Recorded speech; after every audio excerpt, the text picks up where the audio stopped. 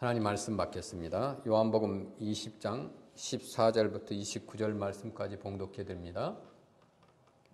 12제자 중에 하나인 디두모라 하는 도마는 예수 오셨을 때에 함께 있지 아니한지라.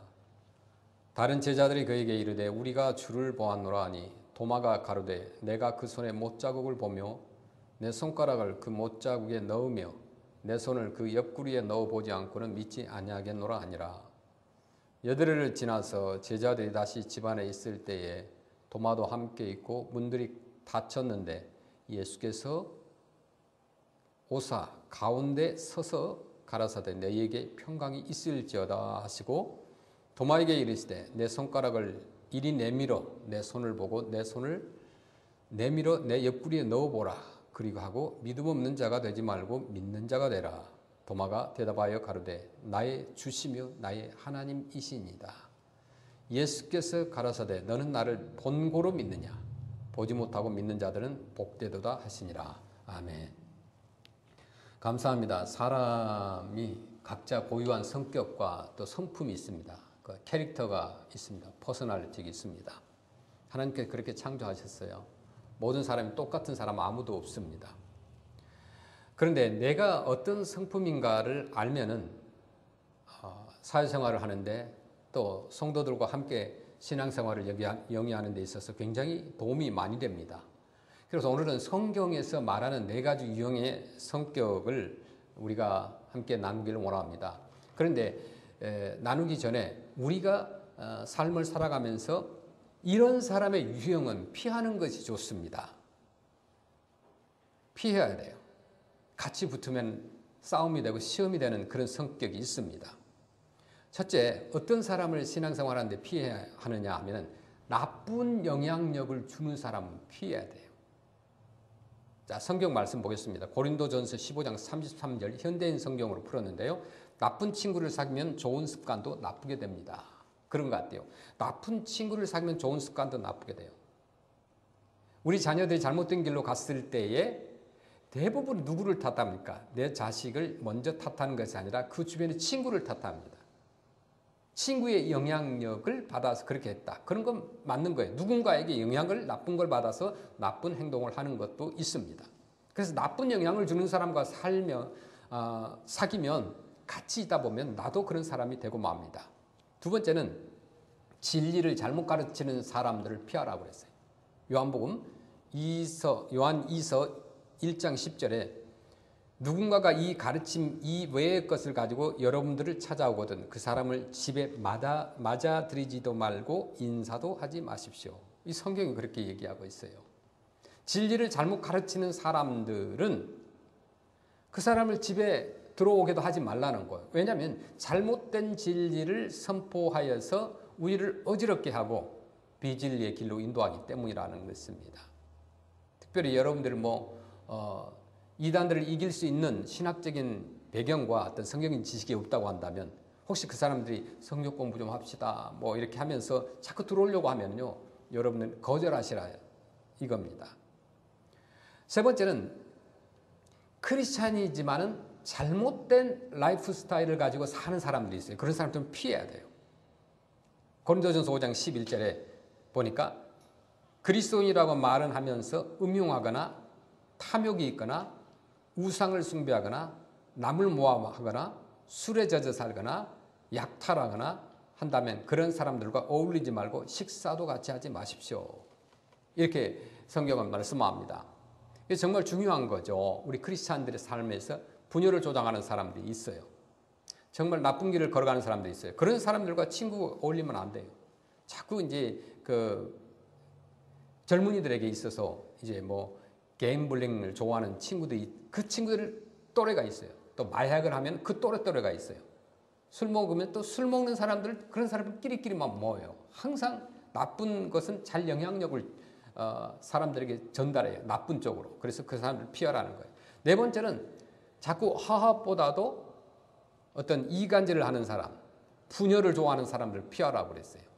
디도서 3장 10절에 만일 누군가가 논쟁을 일으키거든 그에게 경고하십시오. 계속 듣지 않으면 다시 경고하고 그래도 안 되면 그와의 관계를 끊어버리십시오.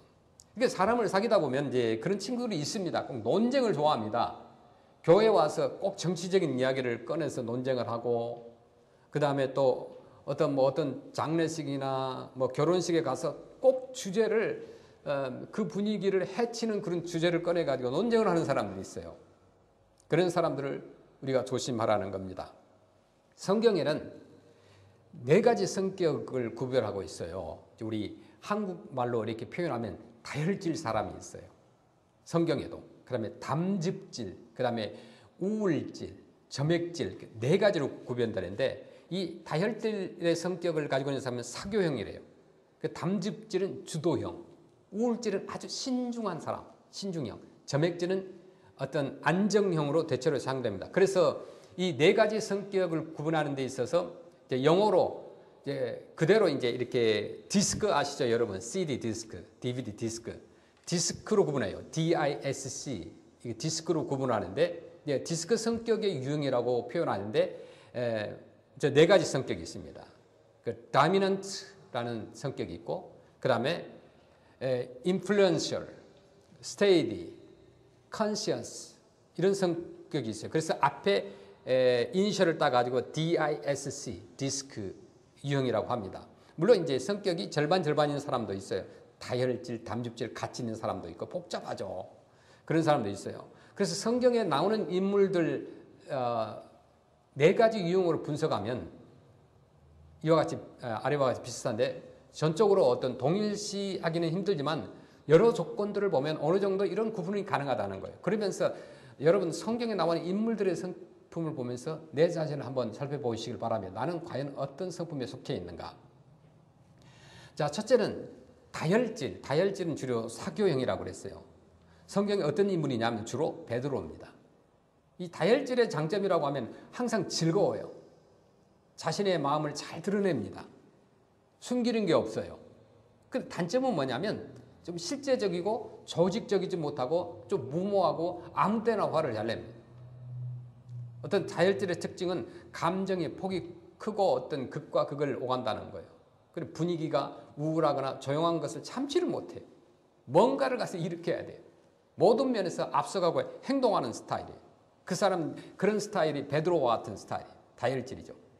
그렇기 때문에 신중하지 못함으로 인해서 반대로 열정은 있지만 실수가 많고, 또 금방 열정을 가지고 있지만 식어버립니다.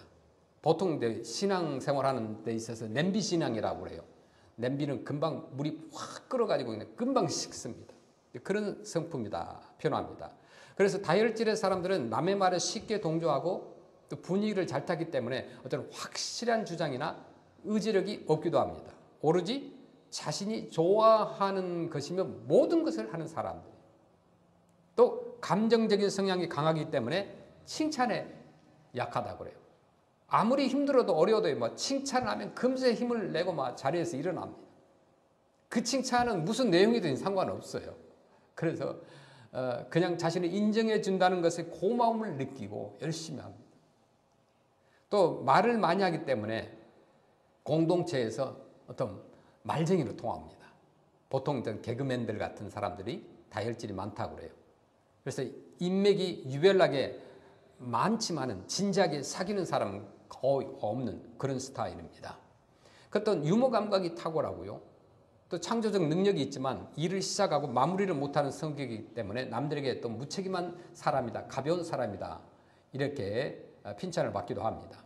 두 번째는 담즙질의 성경 인물이 있어요. 바울과 같은 사람이에요. 담즙질은 주도형이라고 그랬죠. 장점이 뭐냐면 의지가 강하고 독립적이에요. 담즙질 성품은. 그래서 계획적이고 계획적이고 의도적이고 집요하고 실제적입니다. 단점은 뭐냐면 목표 지향적으로 가야 되기 때문에 좀 잔인해질 수가 있고 뒤끝이 있는 사람이에요. 이런 사람들 분명히 담즙질 사람이에요. 담즙질은요, 용기가 있고 담대하고 주도 면밀하되 잔인하기까지 한다. 일과 성과 중심이기 때문에 좋은 결과를 도출해내지 않으면 자신에 대해서 실망하고 심지어 좌절하기 때문에 그렇습니다. 주로 이 남자들이 많고 어떤 과묵하고 진지하고 딱딱한 사람이에요. 재미가 별로 없는 사람. 모든 일을 주도하지 않으면 또 견디지 못하는 성격이기 때문에 남들에게 지시하는 것을 싫어하고 반드시 1등이 되어야 직성이 풀립니다. 남을 잘 용서하지 못하고 자신에게 밉보이는 사람은 천국 갈 때까지 용서가 안 되는 사람, 이런 사람. 그래서 이제 이런 사람들은 친구가 주변에 많이 없어요. 주변에 있는 사람들도 뭔가 얻을 것이 있기 때문에 그 사람들이 가는 것이 진심으로 좋아하지 않는다는 거예요. 그런데 이런 사람들 가운데 최고 기업 경영자나 역사의 영웅들이 많다는 거예요. 담즙질의 성품을 가진 사람들이. 그래서 세계 역사 가운데서 아주 유명한 어떤 인물들, 나폴레옹 같은 사람, 알렉산더 같은 사람, 이런 사람들이 대표적 인물이라는 겁니다. 이들은 결단력이 탁월하고 한번 결정하지는 끝까지 밀어붙이는 그런 성품입니다. 그래서 자신을 반대하거나 불만을 가진 사람들을 대체로 용서하지 않고 그냥 밀어버립니다. 사람이 다치더라도 결과를 만들어야 하는 어떤 업적 중심의 사람. 그래서 이런 사람들 많은 원수가 있어요. 세 번째는 우울질형이 있습니다. 모세가 우울질형이에요. 아주 신중형입니다. 장점은 이상주의고 완벽주의자이고 분석가고 똑똑합니다. 단점은 좀 비관적이에요. 우울질의 사람이. 어떤 과묵하고 매사가 진지하면서 분석적이죠. 우울질의 가장 큰 특징은 뭐냐면 두려움이에요. 실수에 대한 두려움이 가장 크게 작용하기 때문에 완벽하게 준비하지 않으면 모험이나 어떤 일을 시도하지 않습니다. 우울질은 장점보다는 단점을 쉽게 보고 해박한 정보의 완벽을 준비하기 때문에 모든 것에 대한 일처리가 쉽게 진행되지 못한 경우가 굉장히 많아요. 결단력의 부족이라보다는 완벽하지 못함에 대한 실패의 두려움이 크게 작용을 합니다. 그 주변을 또 이런 성품은 잘 정리하고 깔끔해야 합니다. 또 빈틈이 보이거나 예의 없는 무례한 행동들을 무척 싫어합니다. 굉장히 보수적이고 또 안정을 취하기 때문에 어떤 직업 가운데서는 어떤 공무원들이나 어떤 교사 등 그런 분들에게 많이 나타나고 이제 회사에서는 어떤 매니저 역할, 뭐 비서, 뭐 총무 그런 일에 적합한 성품이라고 그래요. 그래서 어떤 회사에서 고문이나 변호사 등 꼼꼼한 일에 잘 적응하고 즐기는 성품입니다. 마지막으로 점액질이 있어요. 점액질 성품을 가진 성경 인물은 누가 있냐면 도마예요. 오늘 본문에 나온 도마. 안정형입니다. 장점은 뭐냐면 자꾸 그냥 혼자 일을 시키면 구시는 거예요. 그러면서도 잘해요. 냉정합니다. 그리고 소심합니다. 실제적이고 성실합니다. 단점은 뭐냐면 귀가 얇아요. 불평이 많아요. 의욕적이지 못합니다. 또 리더십이 약합니다. 그러면 반론이 많아요. 불평이 많은 사람은 반론이 많을 수밖에 없죠. 그래서 점액질은 오로지 안정과 평안을 구하는 그런 사람입니다. 어떤 우유부단하고 진지하되 타인에게 자신의 의견을 표현하지 못하고 속으로 끙끙 앓고 있는 성품. 옛날 우리 한국 같으면 뭐 조선시대의 여인상들. 결단력이 없고 모험을 무척 싫어합니다. 그냥 그 자리에 있는 걸 굉장히 좋아해요. 그러나 위로와 격려를 잘해요. 그래서 다른 사람들에게 어떤 영향력을 주느냐면 어머니와 같은 안정감을 주는 성품이에요. 성경 속의 인물 가운데는 도마로 표현하지만 도마도 이런 성품이 있지만 성경에 또 한 사람 바나바와 같이 어울리는 성격이죠. 점액질은요. 자신의 존재 의미를 상실하기가 쉽고 무엇 때문에 사는지에 대한 자꾸 의문을 가져요. 쉽게 좌절하고 포기하지만 고집이 센 편이에요. 오늘 여러분들 이 네 가지 성품을 들으면서 자꾸 내 옆에 있는 사람을 생각할지 몰라요. 내 주변에 있는 사람을 생각할지 몰라요. 아닌 것 같아요. 내 자신을 생각하는 것이 필요해요. 나는 어떤 성품인가? 이런 점액질의 성격을 가진 사람들의 특징은 어떤 끈적끈적한 기질로서 어디서든지 항상 불평이 많고 구시렁대는 사람. 그러나 이들에게는 성실성이 있다는 거죠. 어떤 모임에서든지 결석하지 않아요.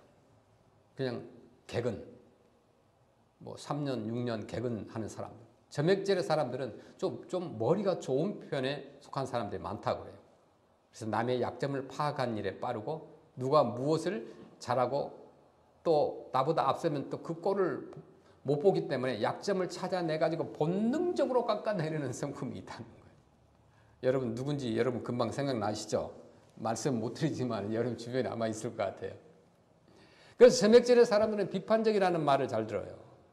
본문에 등장하는 도마가 바로 점액질의 소유자입니다. 디두모라 하는 도마라고 했는데 도마라는 말은 아람어입니다. 그리고 디두모는 헬라어로 쌍둥이라는 뜻을 가지고 있습니다.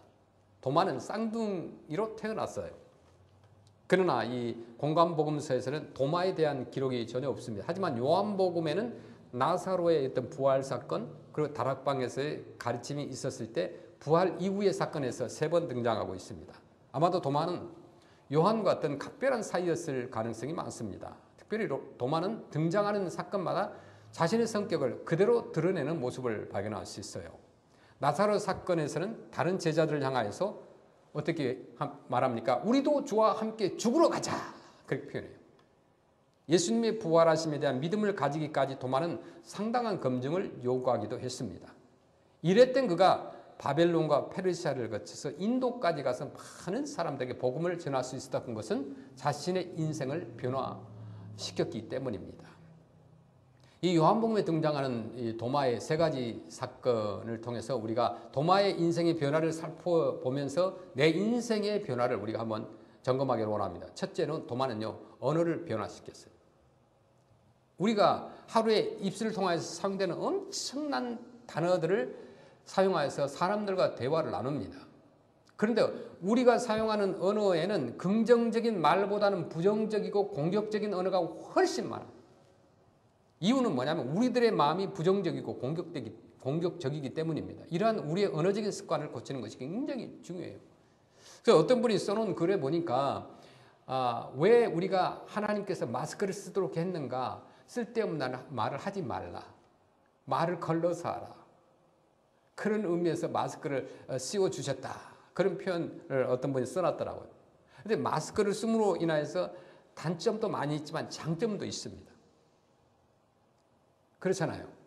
별 필요 없는 말은 주로 안 하게 돼 있어요. 물론 마스크 쓰고도 하는 사람도 있겠지만 내 입을 커버해 줍니다.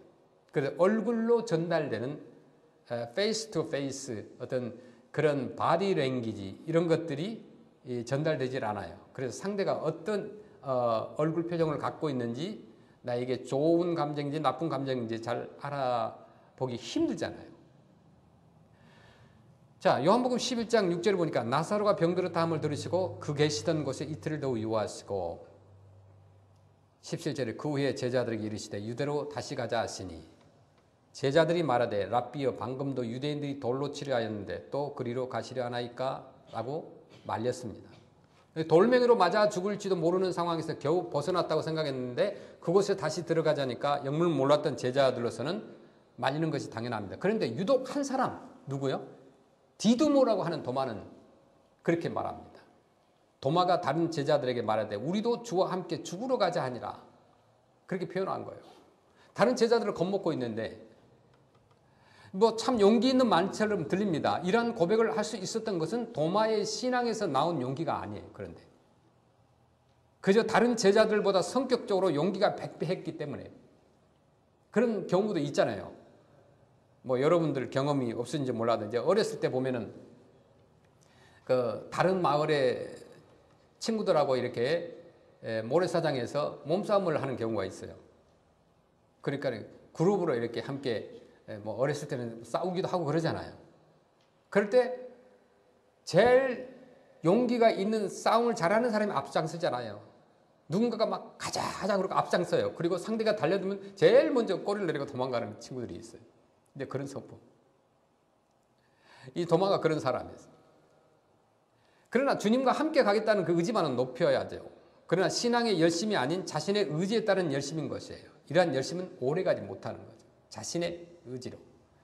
때문에 도마는 주님과 함께 죽으러 가지도 않았고 결국은 다른 제자들을 설득하지도 못했습니다. 저와 여러분이 신앙생활하면서 우리 주변에 많은 사람들이 믿음이 흔들리는 것을 볼 수 있습니다.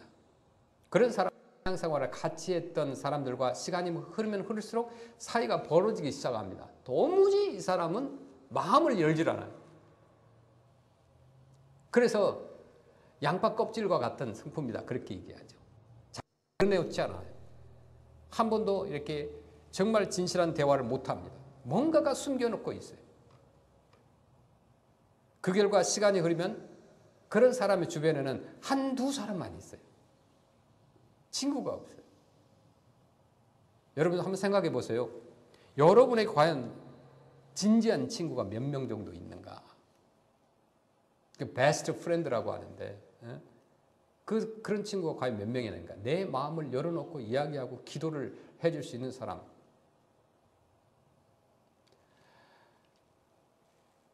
자기는 믿음의 사람이라고 항상 얘기합니다.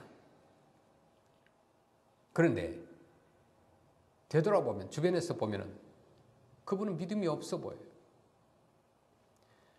비판이라고 하는 것은 나쁜 건 아니에요, 사실은. 그런데 비판보다는 먼저 주님 앞에 엎드릴 수 있는 자세가 필요합니다. 사람 앞에 비판하면 흠이 돼요. 그러나 하나님 앞에 엎드리면, 주님 앞에 엎드리면 치료가 됩니다. 다른 사람을 죽이는 언어가 아닌 살리는 언어를 통하여 주님께 영광을 돌리시길 바랍니다. 그것이 크리스천의 모습이라는 거예요. 둘째로 영적인 세계를 변화시킨 사람입니다. 요한복음 14장에 등장하는 사건인데, 예수님은요 드디어 자신이 십자가를 지실 것에 대해서 구체적으로 예언하셨어요. 그러자 예수님의 제자들은 두려움에 사로잡히죠. 그러자 예수님은 근심하지 말라, 하나님을 믿으라, 너희를 위하여 초소를 예비하려 갔다가 다시 오겠다, 이렇게 약속을 합니다. 제자들로서 이러한 예수님의 말씀에 깨닫지를 못했어요. 이때 도마가 나섭니다. 요한복음 14장 5절에 도마가 가로되 주여 어디로 가시는지 우리가 다 알지 못하거든 그 길을 어찌 알겠사옵나이까. 예수님은 지금 영적으로 깊은 말씀을 하고 계십니다. 그러나 도마가 이를 알지 못했기 때문에 전혀 엉뚱한 질문을 하고 있는 거예요. 서로 대화를 나누고 있는 것은 분명한데 대화가 이루어지지 아니하는 기이한 현상이 일어나죠. 영적인 것을 발견하지 못하고 깨닫지 못하면 육적인 것으로 대화의 주제를 돌리는 것입니다. 누가 성경의 이야기라도 한다고 한다면 믿음 없는 사람은 세상 이야기로 돌려버립니다. 왜냐하면 성경의 이야기는 아는 것이 없기 때문에, 대화할 수 있는 영의 세계가 없기 때문에. 어떤 사람이 성교 이야기를 합니다. 그러면 어떤 사람은 전혀 다른 이야기를 합니다. 왜냐하면 성교를 해보지 않았기 때문에, 성교가 뭔지 모르기 때문에. 하지만 그런 사람은 자기만의 어떤 세계 철학이 있어요. 하나님에 대한 철학이 있습니다. 그래서 하나님의 보이지 않는 영적인 세계를 이야기할 수 있는 그런 영적인 신앙이 되지 못해요. 우리는 어떤 사람이 되느냐? 세상을 볼 줄 아는 눈을 가지고 우리가 영적인 것을 얘기할 줄 알아야 됩니다. 그것이 크리스천의 모습이죠. 예수님 12제자 이름을 줄줄이 애우고 있으면서도 제자들의 사역에 전혀 관심이 없는 사람들이 많아요. 그러니까 어떤 교회가 하나님 기뻐하시는 교회인가, 그런 질문 많이 해요. 어떤 교회가 아름다운 교회일까요? 건강한 교회일까요? 얼마나 많은 성도가 모이는가? 또 1년 예산이 얼마인가? 부자나 어떤 수준 높은 사람이 얼마나 있는가? 그게 교회의 기준이 아니라는 거예요. 그런 것을 가지고 교회의 기준을 삼는 것이 얼마나 가슴 아픈 일인지 몰라요. 어제도 많은 사람들 오셨습니다. 처음 오신 분들이 굉장히 많았죠. 근데 어느 분이 와가지고, 와, 너무 좋네요. 처음 왔어요. 너무 좋다는 거예요. 프레스로에서 한인교회에서 가면 되는 제일 큰 예배당을 가지고 있네요. 이제 지금 예배 드리는 좌석을 얘기하는 것 같아요. 그러면서 굉장히 부러워하면서도 놀라움을 금하지 못했어요. 우리가 교회를 수리한다고 그랬는데 와보니까 뭐 조그만한데 뭐 그런 데인 줄 알았는데 그게 아니고 자기가 생각한 상상을 훨씬 뛰어넘는 그런 하나님의 은혜와 축복이 있음을 깨닫고 감탄을 계속 하는 거예요. 따라다니면서 와, 좋네요. 뭐 수리가 잘 됐네요. 뭐 디자인 좋네요. 우리 디자인은 한 것도 없어요. 뭐 다 그래요. 뭐 카펫이 멋있네요. 뭐 성탄 추리가 너무 예쁘네요. 뭐 그러면서 자꾸 따라다녀요. 지금 바빠 죽겠는데 그게 무슨 의미일까? 그분은 우리의 어떤 교회와 수준에 대해서 쟤네는 전혀 예상하지 못했던 것을 하나님께서 이루어 놓으니까 놀란 것이죠. 하나님께서 공간을 주셨습니다. 주실 때까지 과정이 얼마나 험난했어요. 그러나 주시고 난 다음에 수리하는 과정이 얼마나 힘들었어요. 이제 하나님께서 그릇을 만들어 놓은 그 그릇에 채울 시간만 남았습니다. 여러분이 보셨잖아요. 하나님께서 어떤 센터나 이런 교회 공간을 주시는 데 있어서는 순간적이라는 거예요. 몇 년 전부터, 10년 전부터 무슨 우리가 펀드레이징을 하고 작정 헌금을 하고 1차, 2차, 3차 하고 그런 것이 없었습니다. 하나님께서 순식간에 딱 주시는 거예요. 확신을 갖고 나아갈 때 하나님이 주시겠다라는 그 확신을 주셨을 때 그 믿음을 가지고 나아갈 때 하나님께서 분명히 주시는 거예요. 아마 긴가민가 하신 분들도 아마 계셨을 거예요. 어떤 반은 믿고 반은 안 믿고 그런 부분도 있었을 거예요. 아니면 그냥 그냥 따라가자. 그럼 되겠지. 그런 사람도 있었을 거예요. 근데 지나가면서 쭉 보니까 다른 분들이 그래요. 저는 잘 모르겠어요. 열심히 그냥 일만 했기 때문에 5개월 가까이 일만 했기 때문에 암만양에서 달려왔기 때문에 잘 모르는데 다른 분들이 와서 보고 처음에 BBS 때 와서 여기에 정말 엉망이었던 그 공사 현장을 보고 어제 오셨던 분들이 계세요. 그런 분들이 보고 너무 놀라운 거예요. 너무 감격한 거예요. 이렇게 바뀌어질 수가 있는가? 우리는 바뀌어가는 과정 속에 있었기 때문에 모르잖아요. 그런데 처음에 엉망이었던 그 건물을 보고 낡은 건물을 보고 실망했던 사람들이 어제 와서는 보고 너무너무 다르다는 거예요. 한 사람 한 사람들이 부러워합니다. 자기들 교회는 훨씬 크고 더 좋겠지만은 와서 보고 또 놀랍니다. 이렇게 하나님이 일하셨구나. 어떤 분은 이번 주 토요일에 꼭 와야 4시간을 운전해서 꼭 오겠다는 거. 이유가 뭐냐면 자꾸 이렇게 우리가 영상을 만들어서 보내준 것을 보고 너무너무 궁금해한 거예요. 과연 지금 우리 하모니 교회가 어떻게 지금 변화되었을까, 생겼을까? 너무 궁금해가지고 모든 휴가를 다 다른 곳에 쓰지 않고 모아두고 자기 아들과 함께 토요일에 오겠다는 겁니다. 그게 이제 영적인 데 관심을 갖는 사람들의 모습입니다. 자꾸 어떤 교회 외모, 어떤 사람이 모이는가, 건물의 크기, 교회 자꾸 역사를 따지고 이런 것이 중요하지 않아요. 우리는 교회가 건강한 교회라고 하는 것은 그 안에 있는 사람들이 건강할 때 교회가 건강합니다. 하나님이 채우시는 것은 순식간이에요. 여러분 보셨을 때 우리가 자리가 한 250개 의자를 놓고 사람들이 앉아보니까 꽉 찼어요. 그런데 여러분이 보셨을 때 빈자리를 하나님이 어떻게 채우실 것인가? 그것은 순식간입니다. 걱정하지 않아요. 얼마나 여기에 사람들이 있어서 아니라 아니요. 교회를 안 나간 사람이 훨씬 많습니다. 코비드 때문에 지금 다들 주저하고 있죠. 그런데 여러분들이 나와서 앉아서 계시는 것은 하나님께서 이곳을 채우시겠다는 신호가 됩니다. 아무도 없다면 채우는데 힘들겠죠. 그러나 그릇을 깨끗이 하면 하나님께서 그릇을 사용하시고 채우신다고 그러셨어요. 그래서 채워질 날은 순식간이라는 거예요. 물론 이미 토요일 날 같은 데는 다 채워지고 넘쳐났죠. 이번 주에도 마찬가지입니다. 약 250명 정도의 우리 학생들을 초청하는데 의외로 우리 추수감사절 행사와 또 어제 행사를 보니까 어른들이 많이 오셨어요. 어른들이 많이 오셨어요. 그분들에게 있어서 교회가 있다는 것이 알려지는 것이고 또 이곳에 왔을 때 하나님께서 전해주시는 그 사랑의 메시지와 사랑의 떡을 나눌 수 있다는 것을 그분들이 깨달았습니다. 우리가 드리는 성탄절 선물이 값으로 따지면 크게 비싼 건 아닙니다. 그러나 그곳에 사랑이 숨겨져 있는 거예요. 오늘날 어떤 사람이 그냥 선물을 주는 사람이 있습니까? 교회 간다고 해서 어떤 선물을 주고 그런 사람이 얼마나 있겠습니까? 우리는 이 일을 위해서 추수감사절 때부터 성탄절의 3번의 행사까지 약 5,000장의 전단지를 뿌리고 있습니다. 왜 그렇게 하느냐? 우리가 나누기 위해서. 우리 교회가 이곳에 새롭게 세워졌고 이곳에 선교센터가 있다. 교회가 있다는 것을 알리고 우리는 이미 준비되어 있다. 와서 보라는 거죠. 그릇을 준비해 놨으니 하나님이 채울 것이다. 채움에 당신도 한 몫을 하라는 거죠. 당신이 와서 자리를 채우라는 거죠. 이것이 축복의 자리이기 때문이라는 거죠.